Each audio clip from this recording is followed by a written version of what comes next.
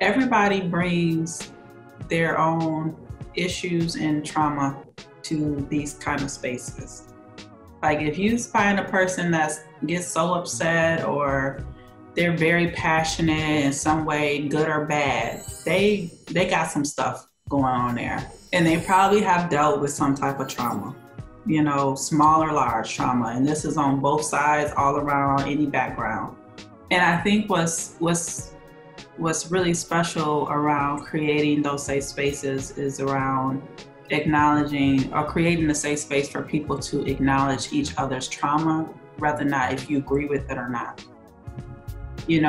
My truth is my truth, your truth is your truth.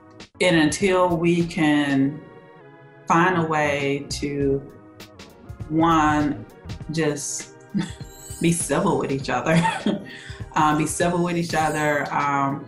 allow others to kind of speak their truth, be acknowledged for, whatever that trauma is that they have dealt with. Because a lot of times people can't move forward until you do that. They can't move forward until they feel like they have been heard. And that's my frustration, again, thinking about Resmaa Menakem's book. He talks about clean pain and he talks about dirty pain. And what I see when I see protest, I'm not saying protesting itself is clean or dirty.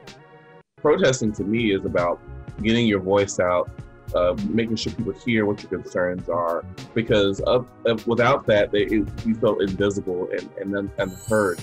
And so this is a way of making sure you're being seen. But my concern about some of the violence that some people, burning buildings, I understand it.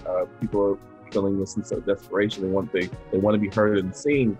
But my concern is that the violence perpetuates the continuation of that dirty pain that we transfer from one another.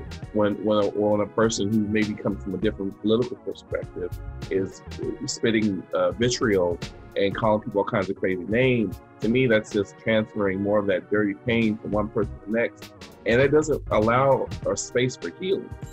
And so to me, I think you can protest and heal. I don't think they're mutually exclusive ideas, but people feel like the only way to get the word out there or to be seen is to be necessarily has to be violent. But I think you can actually be seen and be heard and heal at the same time. And I think it takes another kind of space that you're talking about, where people actually sit down and acknowledge each other's trauma, because I think that's part of the challenge. People are not hearing that we're all, well, let me say this. We spend so much time talking about unconscious bias, talking about how we all have unconscious bias, and we're unwilling to oftentimes acknowledge that we also have traumas that we're not dealing with. Mm-hmm. And that's actually something we can talk about. Unconscious bias is something, you're talking about something you actually have no consciousness of that. But let's talk about trauma that's actually right there front and center and talk about that. I think we can get a whole lot more value out of that experience than ongoing conversations about unconscious processes.